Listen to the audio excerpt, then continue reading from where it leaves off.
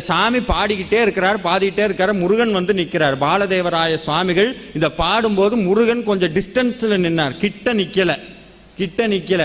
எப்பவுமே எந்த மந்திரங்களை பாடினாலும் அந்த மந்திரம் நமக்கு வேலை செய்யணும் சார். வேலை செஞ்சாதான் அதுக்கு பேர் மந்திரம்னு பேர். மந்திரத்துல குறை இல்லை. யாருல குறை? நம்ம மேல. மந்திரத்துல குறை இல்லை. இப்ப நிறைய ட்ரெண்ட் இருக்கு. 10 நாள் படிப்பாங்க வேல்மாறல், 11ஆவது நாள் சார் ஒன்றும் நடக்கலை, சாமி மாற்றிடுவோம், அங்கிட்டு வாராகி, அங்கிட்டு பிரத்யங்கரா தேவி. நேற்று ஸ்கந்தாசிரமம், மறக்காம ஸ்கந்தாசிரமம் போங்க, கட்டாயம் போயிருப்பீங்க. அங்க சச்சிதானந்த சுவாமிகளுடைய வார்த்தை எழுதியிருக்கு.